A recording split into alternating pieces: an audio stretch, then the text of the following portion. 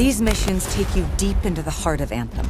Today on Absolute Anthem, we're continuing my What We Know series by taking a look at the Colossus Javelin. If you're new to the channel, new to my Anthem content, you can click the icon in the top right corner of the screen. That'll take you to my entire Anthem playlist, which is loaded with nearly 30 videos. We've got opinion pieces, think pieces, discussion pieces of all sort. We've got news, information, and details, all regarding the wide world of Anthem. It also features my first 2 episodes of What We Know, which highlighted the Storm and Interceptor Javelin. After today, we'll have just the Ranger, at which point we'll have wrapped up all 4 of the confirmed launch Javelins, and we'll be going back and updating the videos as necessary. Obviously, the Storm and the Interceptor, we have very little information on right now, so those will need to be redone in the future once new information is made available. We're going to start today's video, like the other 2, by reading through BioWare's flavor text for the Colossus in this case, which has been titled Appetite for Destruction.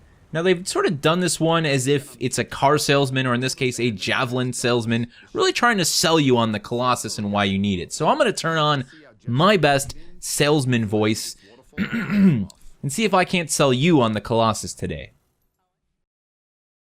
We've all been there, faced up against a roiling horde of fanged monstrosities, firing off round after useless round into the ocean of carapace beasts, getting absolutely nowhere, and slowly at that.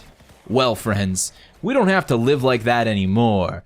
Meet Anthem's Colossus, a hulking war machine designed to clear out entire hives of vicious predatory fauna with mounted artillery, heavy arms, or even, yes, a flamethrower. It's got reinforced armor plating, it's got jet propulsion, it's got a cannon. I'm pretty sure it's even got a cup holder. If you're looking to trample through the wilderness in comfort with heavy artillery strapped to your back, the Colossus is for you. I think I sold myself on that a second time, because I'm already sold on this role and its potential for some serious fun in Anthem's core gameplay loop. But let's go ahead and move forward and take a look at this Javelin's exosuit ability, starting with its melee attack, which has been so elegantly named the Heavy Smash. Now, the Colossus does not appear to have a dedicated melee weapon like the other Javelins appear to have. It instead uses its massive chassis, its weight, as the weapon itself. It can do both a diving smash attack from the air and a hammering melee attack. We've actually seen these in action. They'll clear out small groups of enemies pretty much instantly, potentially even killing trash mobs, doing a nice bit of shockwave AoE damage. It also has the potential, though, to knock down larger foes, which will then expose them, leave them open to follow-up attacks from you or from teammates. Obviously, great potential here to break up fights, to stun key enemies on the battlefield so your team can do more damage to them in small periods of time.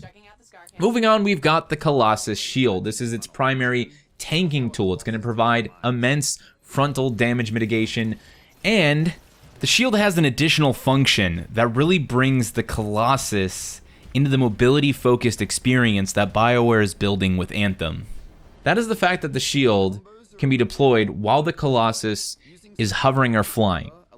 We're going to come back to that in a second, because it has a lot to do with why I'm excited about this Javelin in particular, and it also has a lot to do with BioWare's design for Anthem's core gameplay experience. So let's move on and take a look at the high explosive mortar. Again, we've seen this in action. It's this crazy ballistic mortar. It is great for just doing serious damage from a distance, big AoE damage. We can even do focus damage on larger enemies like the Swarm Tyrant. And of course, this is one of the many ways in which you're going to be able to combo with the other members of your team, whether it be the Storm Javelin, the Ranger Javelin, or even the Interceptor.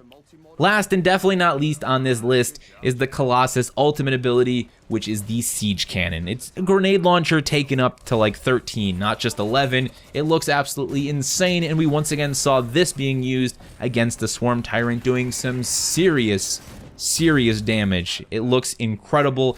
When we think of power fantasies in video games, this definitely comes to mind for me. So let's go ahead and talk about the Colossus and its role on the battlefield as a javelin. Now, I know a lot of people are already gravitating towards the concept of a tanking role, right?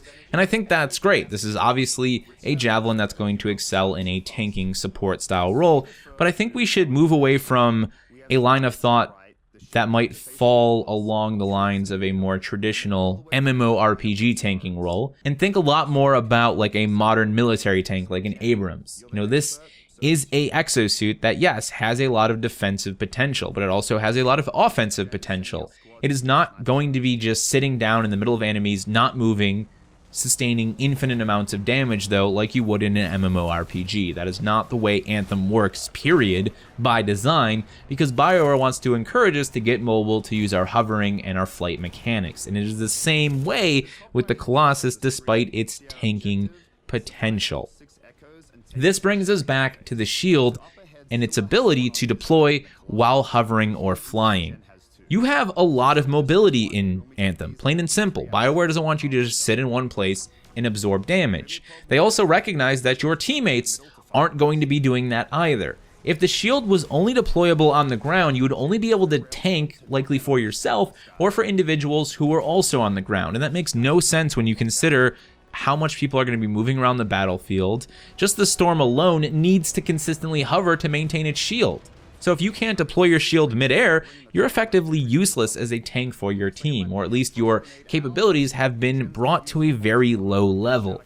Being able to deploy that shield while flying means you can hover in front of a fellow storm while they're hovering and provide damage mitigation while they do damage. It means that you can fly in tandem with a wounded interceptor and guide them to safety. It opens up so much amazing potential for mobility-focused tanking, and that is exactly what Anthem is all about, so it makes so much frickin' sense. But it is not something that ever crossed my mind before, I'm gonna be honest. I just kind of thought to myself, oh, you'll have to land on the ground to tank.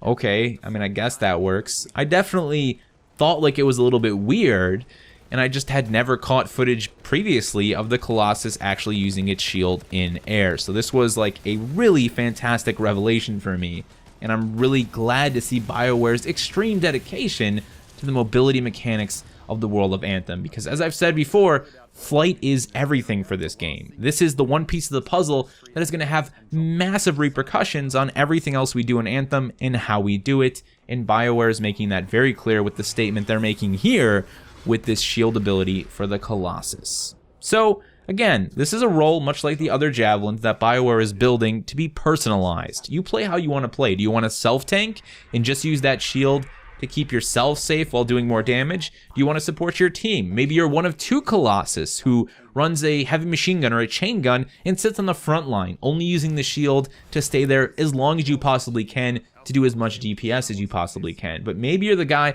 who flies around almost in a medic style role, constantly supporting your team as they take damage, providing damage mitigation as they go to deploy some of their more powerful and potentially more exposing abilities, and then doing damage when necessary. It looks exciting, and I'm really excited for the idea of a mobility-focused support tank role. Now, I do want to mention some more unofficial things. I mean, number one, this is official. I should remind you all that the Colossus cannot use sidearms. It is, however, the only javelin that is able to use heavy machine guns or chain guns. The more unofficial thing is that BioWare has talked a little bit about aggro. They've talked a little bit about using other javelins outside of the Colossus in tanking roles. In fact, Mark Dara was talking with some of the other members of the team in a play session about how he tried to tank with the Storm and it just didn't work.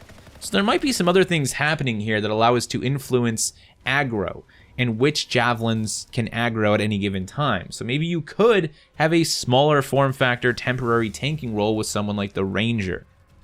You know, obviously there's health limitations, there's shield limitations, and as Mark Dara found out when he tried to tank with the Storm, it didn't work out that well. But I'm interested to see how those things are not only going to influence a more versatile role like the Ranger and its potential to secondary tank, for example, but also how it could influence the Colossus and its ability to further tank extreme amounts of damage in dangerous, high-level difficulty situations. I'm curious to learn more about that. They're kind of hush-hush, no details, but I wanted to talk with you guys briefly about it anyway. Thank you so much for watching. Feel free to leave your thoughts on the Colossus Javelin down in the comment section below, and I will see you in the next one.